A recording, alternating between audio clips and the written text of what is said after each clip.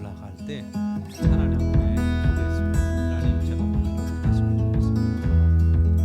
그래서 쭉 기도하는 가운데 내 마음속에 어떤 생각이 들었냐면, 우리는 목사가 되고 전도자가 되고 이러면 가서 복음을 증거하고 사람들을 변화시키고 세상을 구원하고 이런 쪽의 생각들은 많이 없어요. 어떻게 열정을 가지고 예수 그리스도를 증거하는가 이런 쪽의 마음이 막 들어오는 게 아니라 함께 살아가라. 가서 예수님을 보여줘라. 예수님과 함께 사는 삶의 모습으로 함께 살아가라 하는 생각이 들어왔어요. 아주 잔잔하게 그런 생각이 들었습니다. 그래서 처음 목회지 나간 지가 이제 이천에 그런 음성 가까운 충청도 경계에 있는 이천 맨 끝에 율면이라는 데로 목회를 나가게 됐는데, 거기는 완전히 농사짓는 지역이었어요. 벼농사 유명하잖아요. 그리고 밭농사 고추 이런 것들, 콩 이런 것들 짓고, 그러니까 일부는 이게 비우고 소도 좀 키우고 그러는 동네였었는데, 저는 서울에서 태어났거든요. 그 서울에서 자라서 서울에서 학교 다니고 다 해서 이제 결혼하고 이제 큰애를 막 낳을 때가 돼서 첫 목회자로 서른이 돼서 나갔는데, 함께 산다는 게 뭔가 많이 생각을 하는 거예요. 그런데 여러분, 시골 교회들이 이렇게 동산에 교회 달랑이 있고 사택 이렇게 좀 있고, 그리고 마을하고 잘 떨어져 있어요. 마을 속에 교회가 있는 게 아니라 교회는 이상하게 산 같은 데 이렇게 세워져 있고 동산에 세워져 있고, 동네 사람들이 이렇게 나와서 교회를 다니게 돼 있죠. 이 사람들하고 어떻게 어울려 사는가. 난 서울에서 나서 서울에서 자라고 서울에서 생활을 했는데, 도저히 농사를 짓는 거는 보지도 못했고 또 그렇게 살아본 적도 없고. 근데 제가 부임했을 때 저보다 먼저 있었던 목사님이 농촌 출신에서 열심히 이게 밭도 좀 교회 마당에서 밭도 하고 돼지도 키우고 이러던 거예요. 근데 교회가 얼마나 어려운지, 10명도 안 모이는 교회니까 시골 교회 그 목사님이 굶듯이 밥 먹는 걸 밥 굶듯이 그렇게 어렵게 살다 가셨다. 전 굶을 그런 자신은 없고 함께 어울려 산다는 게 뭔가 생각을 해봤어요. 그리고 이제 여러분 1월 2월 달에 가고, 그래서 이 봄이 됐는데, 봄이 되니까 이제 동네 사람들이 와서 교회 주변에서 막 그렇게 일을 하는 거예요. 그래서 그때 여러분 맥심 그 있잖아요. 이렇게 인스턴트 커피 이렇게 쭉 해서 타서 냉장고에 잘 넣어놨다가 그 교회 주변에 이렇게 일하러 오시면 나가서 반갑게 인사하고 한 잔 드시고 더운데 시원하게 일하시라고, 그리고 가서 이렇게 교제를 하는 거예요. 가서 예수 믿으세요, 복음이 어떻고 이런 게 아니라 함께 그 사람들하고 사귀는 거죠. 말을 트고 사귀고. 근데 4월 5월 되면서 모내기철이 딱 되니까 교인이 거진 안 와. 왜냐하면 다 이게 도래가 되어 있어가지고 다 이렇게 한꺼번에 이 모내기를 하러 가버리니까. 그래서 주일날 예배 드리고 그 다음에는 교인들이 일하고 있는 현장으로 가서 거기서 이제 만나는 거죠. 밭으로 들러 다니면서 그들이 함께 어울렸어요. 그러니까 뭐가 보이냐면 그들의 삶이 보이는 거예요. 사는 모습이 보이는 거예요. 그게 친해지기 시작했어요. 그랬더니 동네 사람들이 다 우리 전도사님 그러세요. 우리 전도사님. 그 사람 교회 안 나와도 친해지죠. 이제. 근데 가을에 이제 고추 농사하고 쌀 농사하면 그동안 커피도 나누고 그렇게 사귀었으니까 이렇게 했으면 이곳 교회로 오는 거예요. 그래서 그동안 고마웠다고, 1년 동안 고마웠다고, 그리고 이렇게 교제하는 거예요.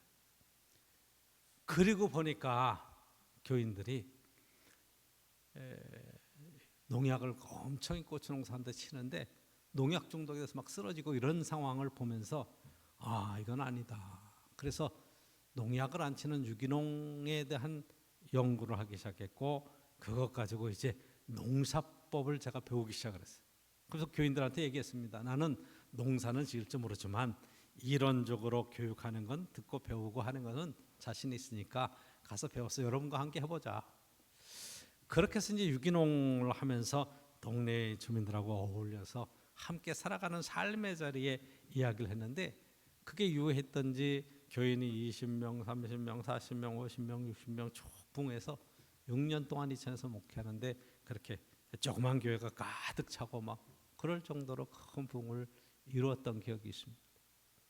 그리고 이제 6년 목회한 뒤에 화성으로 초대를 받아서 화성으로 왔는데 여기에 와서 보니까 이 교인들이 목사님 소문을 잘 들었습니다. 유기농 농사를 가르쳐 주십시오. 제가 이제 산란계를 해서 이 유정란 이것도 농사 짓고 뭐 그랬으니까 닭 좀 가르쳐 주십시오. 그러시다가 난 닭 전문가도 아니고 농사 전문가도 아니고 난 목사인데 그건 여러분들이 배우고 싶으면 가서 언제든지 배울 수 있다. 왜 거기 다 기술자들이 있고 다 하니까. 그리고 잔이 와서 가만히 생각해 보니까 거기는 우리 딸들이 이제 유치원 갈 만큼 크고 막 이랬는데 아이들 교육 시설이 없는 거예요. 그래서 이 농사 짓는 지역의 아이들을 모아서 우리가 선교원을 하고 어린이집을 해보자 그렇게 시작을 했는데 그때 정부에서 어린이집에 막 보조하고 교회에 보조하고 이러면서 그 어린이집이 막 성장하기 시작했어요. 그래서 어린이집의 정원이 80명이 돼요.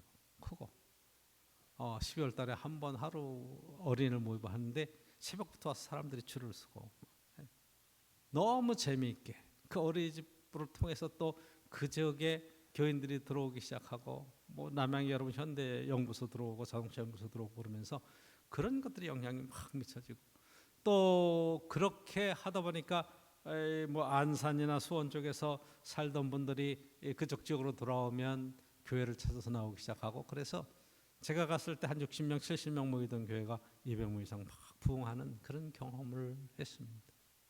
함께 산다는 게 뭔가, 함께 필요한 것이 뭔가. 그러다가 거기서 14년 목회하고 일로 와서 20년쯤 목회를 하는데 그러면 의왕에서는 어떻게 목회를 하고 여기서 같이 살아볼까 생각했는데 여러분들이 너무 바빠요. 출근하고 퇴근하고 막. 그래서 도시 사는 분들이 사실은 이 농촌과 시골에 사는 분들보다는 삶에 여유가 없어. 굉장히 여유가 없어. 뭘 하나 하려고 해도 다 회사에 직장을 휴가를 내고 막 해야 되는데 그 일 자체가 너무너무 힘들어. 아침에 출근하면 새벽같이 나가서 저녁 늦게 들어오면 그 다음에 자야 그 다음 날 일하고 하니까 주일날 교회 나와주는 것만 해도 얼마나 감사한지 뭐. 그래서 제가 여기에서 좀 어린이 무슨 사역을 해볼까 뭘 해볼까 뭐 여러 가지 해봤는데 시청에 가보니까 다 안 된다는 거예요. 왜 안 되냐 그랬더니 이것은 교회고 종교부지기 때문에 종교부에서는 어떤 문화활동이나 아무것도 할 수 없다. 오직 종교활동만 해라. 그렇게 얘기가 나왔어요. 그래서 저 여러분들은 지금 신앙생활하면서 하나님 앞에 같이 인생을 살아가는 삶의 여정 속에 인생을 함께 살아가는 그런 것으로 제가 목회 방향을 세우고 여러분과 함께 살아가는 겁니다. 근데 목사라는 직업은 이 직업이라고 해야할게요. 목사라고 하는 직업은 참 독특해서 여러분의 일상하고 계속 연결이 돼 있어요. 여러분의 결혼식에 제가 가서 주례를 하죠. 그렇죠? 그럼 아이 낳으면 돌잔치 가서 또 축하 예배를 드리죠.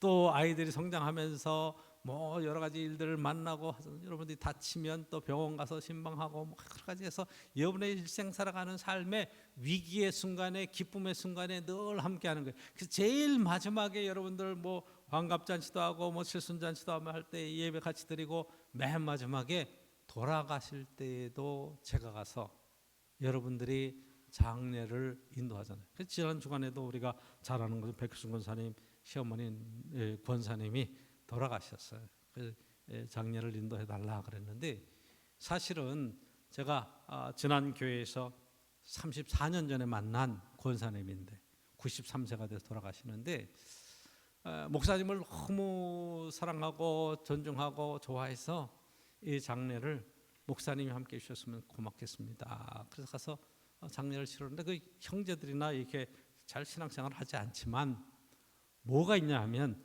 저하고의 인간관계와 그런 따뜻한 그런 배려들이 있기 때문에 너무 좋아하고 행복해 하셨어요. 지난 수요일 날 이 권사님이 그렇게 응급실 집중 치료실 중환자실에서 거기서 나와서 이제 운명하실 것을 기다리는 시간이 있는데 너무 며칠 동안 이게 숨이 안 넘어가셔서 힘이 들라고 연락이 왔어요. 그 목사님 와서 신방해 줄 수 있나요? 당연히 가야죠. 그래서 가서 병원에 가서 마지막 그 예배를 임종 예배를 드렸어요. 근데 그 아들 딸들이 어머니가 막 마지막에 고생하시는 걸 보면서 너무 안타까워해서 제가 가서 예배를 드렸는데, 예배 드리고 집사람하고 나와서 집에 딱 도착하고 좀 이따 전화 왔어요. 어머니가 너무 편안하게 돌아가셨다고, 너무 감사하다고. 어떻게 목사님 예배 드릴 때 이 권사님이 눈을 뜨고 막 뭐라고 하려고 하고 하는, 그게 운명하는 순간에 눈 감고 아무 생각도 없다가 예배 드리면서 기도할 때 그걸 알고 반응을 하시더라고요. 그러더니 돌아가셨다는 거예요. 그래서 이제 쭉 지난 토요일까지, 어제까지 장례를 잘 마쳤습니다. 제가 왜 이 말씀을 드리는가 하면, 신앙으로 산다는 것은 결국 맨 마지막에는 하나님 앞에 가는 거예요. 우리 인생이 그렇잖아요. 한 번 태어난 사람에게는, 이 땅에 태어난 사람은 죽는 것이 정해진 이치예요. 죽는 것이. 저희 어머니가 100세예요. 저희 장모님이 93세예요. 그런데 함께 이렇게 살아갑니다. 평생을 살아가는데 언젠가는 떠날 거 아니겠어요. 저도 떠나고 여러분들도 떠날 거 아니겠어요. 결국 육체가 약해지고 우리의 수명이 다하면 하나님 앞에 가서 서는 건데, 오늘 본문의 이야기는 바로 그 얘기예요. 그래서 어떻게 말씀을 이 골로새서는 풀고 있는 거니, 너희가 예수 그리스도를 믿고 하나님의 자녀가 되고 믿음으로 이 세상을 살아가면서 막 믿음을 지키고 뭐 승리의 삶을 산다고 할지라도 3장 1절에 뭐라고 썼어요? 그러므로, 그렇게 쓰고 있어요. 그러므로. 그렇죠? 한번 성경을 보세요. 그러므로 너희가 그리스도와 함께 다시 살리심을 받았을 때, 예수 믿고 거듭나서 이제 하나님의 자녀고 다시 사는 귀한 삶을 살아갈 때에는 최후의 목표를 어디다 둬야 되는가? 위의 것을 찾으라. 그렇잖아. 위의 것을 찾는 거예요. 땅의 것이 목표가 되지 않아요.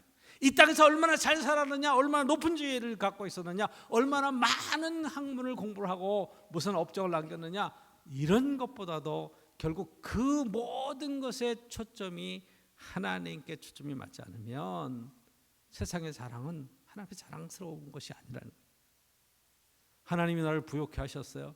너 그 부요함을 가지고 하나님 앞에 어떻게 살았니? 이걸 물어보시는 거예요. 그렇죠? 많은 지식을 가지고 세상 속에서 하나님 앞에 어떻게 사랑을 살았니? 우리 권세가 많아서 뭐 대통령도 되고 국회의원도 되고 해서 이 권세를, 국민들이 준 권세를 누렸다고 할지라도 지금 뭐 요즘 각 당에서 공천하는 것 때문에 잡음이 많잖아요. 그렇죠? 평가하잖아, 지네들끼리.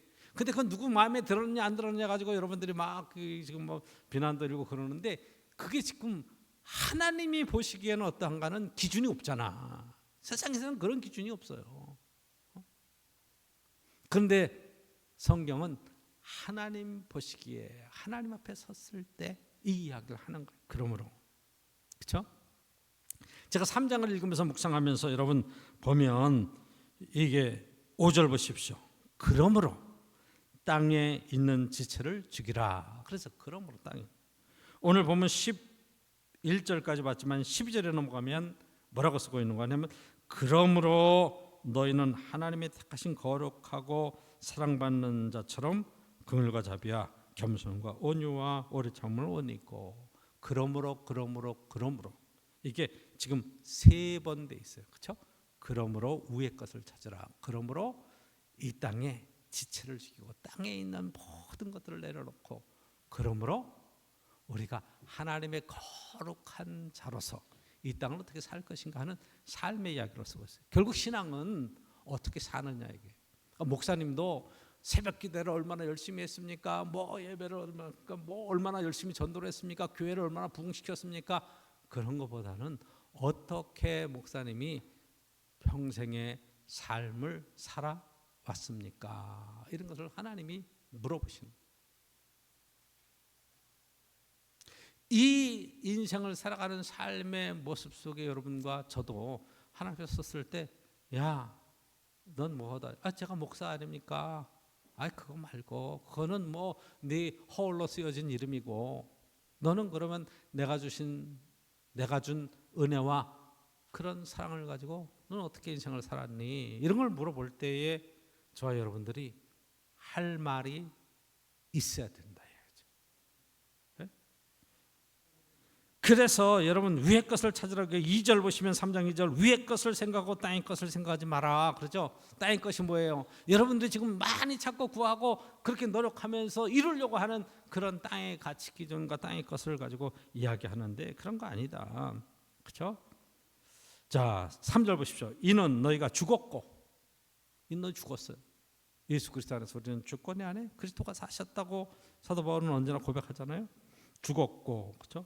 너희 생명이 그리스도와 함께 하나님 안에 감춰졌음이라. 우리 생명이신 그리스도께서 나타나실 그때에 너희도 그와 함께 영광 중에 나타나리라.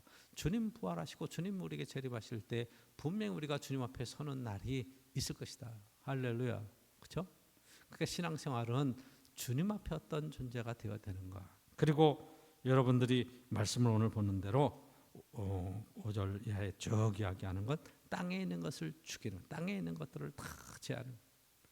그리고 거룩한 자처럼 하나님께서 주신 그런 것을 찾으면서 살아가는 삶의 여정 속에 구체적인 것을 두 가지로 이야기하고 있는 거죠. 그래서 오늘 말씀을 통해서 저와 여러분들이 꼭 보고 함께 은혜를 나누고 함께 붙잡아야 될 것이 무엇인가 하는 것에 대한 이야기를 나누려고 하는 겁니다. 그렇죠? 그렇기 때문에 여러분 성도는 그리스도와 함께 다시 살리심을 받은 이 땅에 다시 태어난 사람들이에요. 요한복음 3장에 있는 것처럼 물과 성령으로 거듭났다, born again, 다시 태어났다. 저와 여러분 생일이 두 개, 그렇죠? 내가 이 땅에 어머니 뱃속에서 태어난 주민등록증에 여러분 기록된 생일이 있어요. 저는 54년에 태어났다. 태어난 자기 해가 있어요. 그리고 예수 믿고 그리스도 안에서 하나님의 아들로 하나님의 자녀로 다시 태어난 날이 있어요. 할렐루야. 물과 성령으로 다시 태어나는 날. 이 은혜를 가지고 신앙생활을 하는 거잖아요. 그렇죠? 그러니까 하나님의 자녀인 동시에 엄마 아빠의 자녀이죠. 육으로는 부모로부터 났고 영으로는 예수 그리스도를 통한 하나님의 자녀가 되었다. 이게 지금 오늘 성경에서 하는 이야기예요. 그래서 두 번 태어난 사람은 한 번 죽는 거예요. 한 번 태어난 사람은 두 번 죽는 거예요. 그렇죠? 요한계시록에 보니까 한 번 태어난 사람은 이 땅에 자연적인 죽음이 있고 그 뒤에 하나님의 심판대 앞에 서서 영원한 사망에 이르는 두 번째 죽음이 있는 거죠. 그렇죠? 두 번 태어났어요. 저와 여러분들은 이 땅에 태어나서 그리스도 안에서 거듭나서 한 번 죽어요. 왜? 자연적인 생명이 끝나고 죽음이 있어요. 근데 성경은 그걸 죽는다고 표현하지 않고 그리스도 안에서 잔다. 잔다고 얘기해요. 자던 자들이 그리스도의 나팔소리와 함께 하나님의 나팔소리와 함께 일어나는 시간이 있을 것이다. 이 얘기예요. 죽은 것이 아니라 잔다. 사람들이 막 비웃어요. 예수님께서 달리다금 그리고 죽은 소녀를 일으키세요. 그렇죠? 죽은 것이 아니라 잔다. 이게 자는 자는 깰 시간이 있어요. 그래서 저 여러분들은 이 땅에 한 번 죽고 그리스도와 함께 영원히 살기 때문에 두 번째 죽음은 우리와 상관이 없는 거예요. 할렐루야. 그렇죠? 그러니까 이 땅에 여러분들이 마지막 장례 예배를 드릴 때 세상에서는 영결식이라고 하는 표현, 영결, 영원히 이별하고 결별하는 거예요. 이제 가는 길을 어떻게 알겠습니까? 그 가는 길 어떻게 알아요? 모르잖아요. 그 요한복음 14장에 우리가 그 길을 어찌 알겠습니까? 내가 곧 길이요 진리요 생명이니 나로 말미암지 않고는 아버지께로 올 자가 없다. 너희 거처를 마련한 뒤에 내가 너희를 부르러 오겠다 말씀하시는 주님께서 내가 곧 길이라고 얘기하시잖아요. 할렐루야. 여러분 제가 보니까 시간은 지나가요. 야, 벌써 2월 말이야. 2달이 지나갔어. 얼마나 빨라요. 그렇죠? 이제 곧 봄이야. 굉장히 빠른 거예요. 그렇게 인생이 지나가요. 벌써 우리의 자녀들이 30이 됐어, 40이 됐어. 막 시간이 지나가는 게 보이잖아요. 그러면 아이들이 크는 게 눈에 보인다는 것은 내가 그만큼 늙어간다는 거거든. 하나님 앞에 가까이 갖고 있다는 거예요. 죽을 날이 다가온다는 거예요.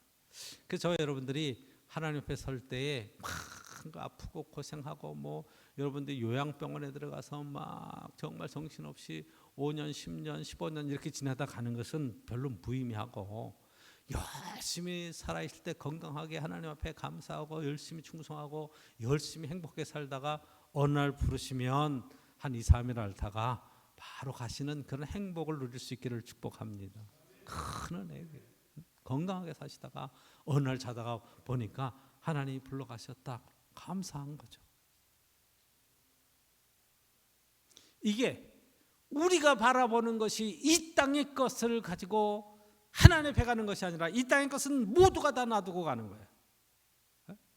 저도 주변에 이렇게 부모님들 돌아가신 뒤에 보니까 제일 큰 고민이 지금 살고 있는 짐들 다 어떡하냐. 다 어떡하냐. 생각 같아가지고는 뭐. 근데 여러분 그거 치우는 것도 일이야. 다 그것도 전문적으로 치우는 업체들이 있어서 와서 치우라고 그러면 그 사람들은 또 와서 치우면서 거기에 이렇게 굶쳐놨던 뭐 금붙이도 꺼내고 막 돈도 꺼내가지고 그 수입이 대단하다고 그러는데, 그거 살아계실 때 미리미리 다 쓰고 가시면 얼마나 좋아요. 그렇게 해서 나중에 다 치우고 나면 그 다음에 우리가 정말 추억 삼을 만한 몇 가지가 있다 그래도 그 아들, 딸, 손자, 손녀 있다가 하면 더 그게 뭔 의미가 있겠어요. 그러니까 저와 여러분들은 살아있는 동안에 땅에다가 쌓을 생각을 하지 말고 마태복음에 예수님 말씀하신 것처럼 하늘에 쌓는 그러한 지혜로 이 땅을 살아갈 수 있기를 축복합니다. 오늘 말씀 중에 위의 것을 찾으라. 땅의 것에 얽매이지 말고 위의 것을 찾으라. 땅의 것은 필요 없다는 얘기가 아니에요. 살아있는 동안에 여러분 마음껏 누릴 수 있기를 여러분 축복합니다. 쓰셔야 돼. 그렇죠? 베풀어야 돼. 옷도 제일 좋은 거 입어야 돼. 아끼고 이거는 뭐 딴 때 입어야지 무슨 예식 때 입어야지 해가지고 몇 후줄근한 거 입지 말고 그날 제일 좋은 걸 입고 살아가는 것도 삶의 지혜야. 그래서 매일 좋은 걸 입어야 돼. 그래서 오늘이라고 하는 시간이 이게 어제 일의 반복 계속 연장이 아니라 하나님 앞에 오늘 정말로 가장 좋은 날, 내게 주신 축복된 날로 항상 기뻐하고 감사함으로 하루를 시작할 수 있으면 여러분들이 언제나 행복한 날들을 믿음으로 살아갈 수 있는 거예요. 은혜 가운데 살아가면서 여러분들이 물질적으로도 풍요한 삶을 살 수 있기를 축복합니다. 남한테 꾸이는 것이 축복이 아니에요. 그렇죠? 베풀고 나누고 꾸어주며 살 수 있는 삶의 여유가 있으면 얼마나 좋겠어요. 그러니까 여러분 부지런히 재능을 따라서 하나님 앞에 열심히 최선을 다해 살면서 하나님 주시는 소득 가운데 하나님 앞에 멋지게 쓰임받는 인생을 살아가는 것도 굉장히 귀한 거예요. 좋은 친구를 사귀고 서로 함께 교제하면서 함께 기도할 수 있는 친구, 함께 여행을 떠날 수 있는 좋은 믿음의 동역자들, 친구들을 사귈 수 있기를 주의 이름으로 축복합니다. 인생은 그렇게 하나님 안에서 살아가는 거예요.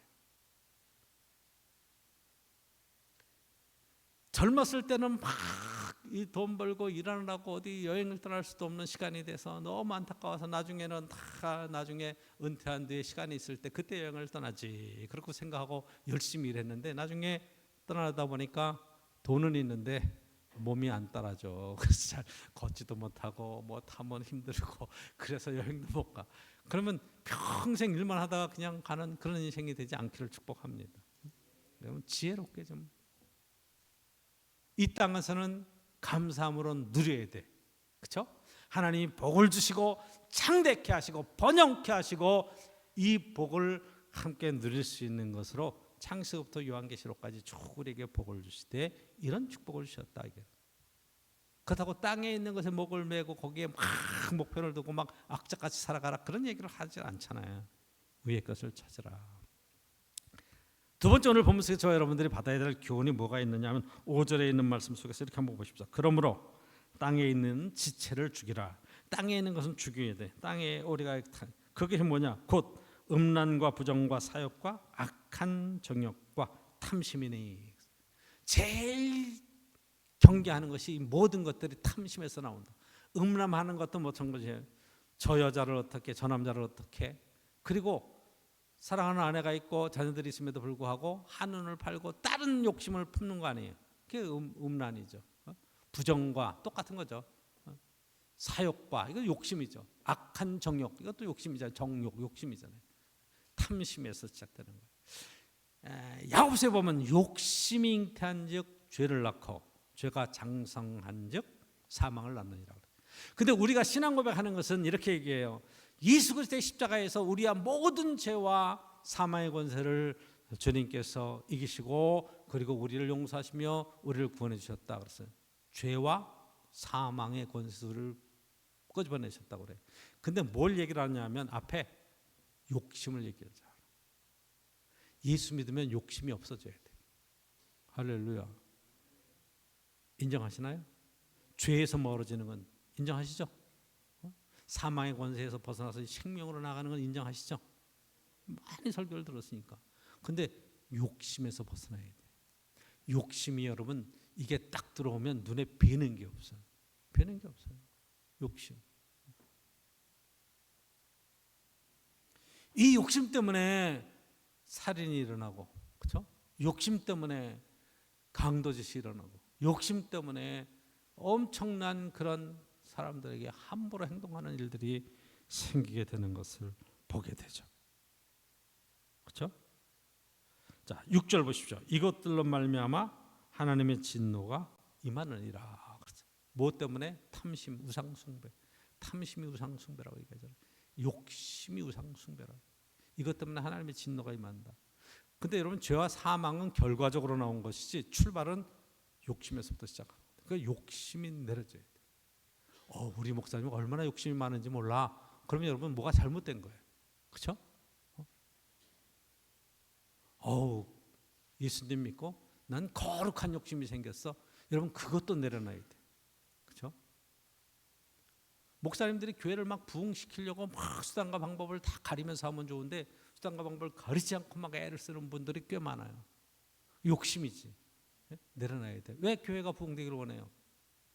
목사님 유명해지고 또 이렇게 알려지고 그래서 많은 활동을 하고 이런 것들로 나타나는 것도 내려놓을 수 있어야 돼. 그렇죠? 이게 내 양을 먹이라, 내 양을 치라, 그리고 예수님의 양을 맡은 거 아니겠어요? 그렇죠? 그러니까 저 여러분들이 하나님 안에서 정말 서로 존중하고 배려하고 감사하며 살아가는 삶의 여정이 필요한 건데 이런 벗어버려야 돼. 7절 보시면 이렇게 쓸게요. 너희도 전에가 이제 예수 믿기 전에 그 가운데 살 때에는 그 가운데서 행하였으나, 그렇죠? 8절 이제는 너희가 이 모든 것을 벗어버려, 모든 걸 벗어버려야 돼, 그렇죠?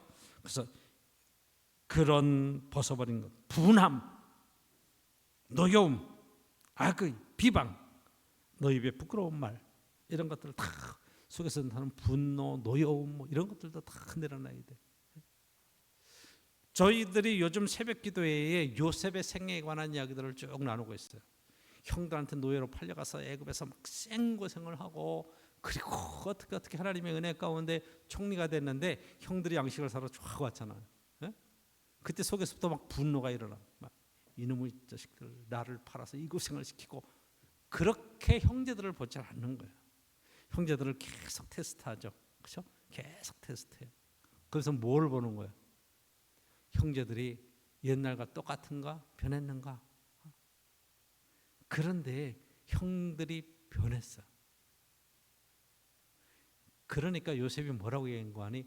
나를 애굽에 팔았으므로 걱정하지 마십시오. 두려워하지 마십시오. 나를 이곳에 보내신 분은 형들이 아니라 하나님이십니다. 할렐루야. 형들이 팔았어. 뭐 하나님이 팔긴 뭘 팔아. 그런데 해석을 어떻게 하는 거야? 하나님이 하셨어요. 왜? 이런 때를 예비하셔서 나를 하나님이 먼저 보내신 것입니다. 그러니까 뭐가 돼? 용서가 되는 거예요. 분노가 아니라 감사가 되는 거예요. 노여움이 아니라 그것이 하나님 앞에 정말로 감동이 되고 감격이 되고 사랑이 되고 화해 제스로 나아갈 수 있었던 거예요. 이게 필요한 거예요. 신앙생활은 이렇게 하는 거예요. 우리의 삶을. 그렇죠? 거짓말 안 되는 거예요. 그래서 10절에 새 사람을 입었으니 이 새 사람에 관한 얘기예요. 12절 보십시오. 이렇게 말씀을 쓰고 있습니다. 그러므로 12절 그러므로 너희는 하나님이 택하사 거룩하고 사랑받는 자처럼 하나님의 거룩함, 하나님의 사랑받는 자, 이 삶을 살아가는데 그것이 이제 어떤 모습으로 나타나면 긍휼과 자비와 겸손과 온유와 오래 참음을 옷 입고, 그리고 13절 누가 누구에게 불만이 있거든 서로 용납하고 피차 용서하고 주께서 우리를 용서하신 것 같이 너희도 그리하고 모든 것 위에 사랑을 다하라. 그렇죠. 이 모든 것들을 한번 생각해 보세요. 긍휼과 자비와 겸손과 온유와 오래 참음, 이게 뭐예요? 성령의 열매잖아. 할렐루야. 하나님의 성령의 열매가 내 인생 속에 맞춰지면 뭐가 바뀌는 거예요? 내 인격이 바뀌어요. 내 언어가 바뀌어요. 삶이 바뀌어요. 그래서 신앙생활은 우리의 삶을 통해서 누구를 드러내는 거예요? 예수님을 드러내는 거예요. 성령님을 드러내는 거예요. 성령님은 하나님이시잖아요. 그렇죠? 삼위 하나님이시잖아요. 하나님을 드러내는 거예요. 그래서 내가 하나님의 자녀된 것을 드러내는 거예요. 할렐루야. 그 신앙생활은 내 힘으로 할 수 있는 게 아니에요. 내 결심으로 할 수 있는 게 아니에요. 성령께서 나를 감동시켜 주셔야 되는 거거든요. 성령을 힘입으면 되는 거예요. 그래서 그러므로 위의 것을 찾으라, 육체를 죽여라. 그러므로 뭐라고요? 성령, 위의 것을 찾는 것은 바로 성령으로 살아가는 거예요. 그러니까 요셉이 얘기한 것처럼 하나님의 은혜로 사는 거예요. 이 모든 것은 다 하나님이 하셨습니다 하는 고백으로 사는 거예요. 다시 한번 얘기를 들어볼게요. 목회가 뭐라고요? 함께 사는 거예요. 여러분들 존중하고 사랑하면서 사는 거예요. 여러분도 목사님을 존중하고 사랑하면서 사는 거예요. 그러니까 여러분들이 가정 안에서 자녀를 존중하고 남편을 존중하고 아내를 존중하며 사랑하며 사는 것이 신앙생활이고 그게 믿음의 삶이에요. 인정하시나요? 믿어지시나요? 그래서 그 다음에 보면 아내들아 남편들아 쭉 얘기가 나오는 게 가정의 이야기가 가장 작은 단위에 있어요. 어떻게 남편으로서 아내로서 서로 존중하며 살아갈까? 이게 되지 않으면 여러분 감당할 수가 없어요. 신앙생활은 우리의 삶 전체를 예수님 안에서 정말 행복하게 살 수 있는 거예요. 오늘 거룩한 주일인데 주님과 함께 여러분 행복한 하루를 살아갈 수 있기를 축복합니다. 난 예수님 때문에 예배드리고 오늘 얼마나 행복한지 몰라요. 할렐루야. 그렇게 그러면 이것이 계속 여러분 하루하루 반복되면서 여러분의 일생이 전체가 다 언제나 행복한 복된 삶이 될 수 있기를 축복합니다. 내게 일어난 많은 불행한 사건들도 해석하게 달렸어. 하나님이 나를 훈련시키고 하나님이 나의 가장 좋은 길로 인도하시는 놀라운 은혜가 있다고 고백하시고 여러분들이 믿음으로 승리해 갈 수 있기를 간절히 축복합니다. 내 힘으로 되는 것이 아니라 주님의 힘으로, 주님의 능력으로 온전히 이룰 수 있기를 축원합니다. 기도하겠습니다. 하나님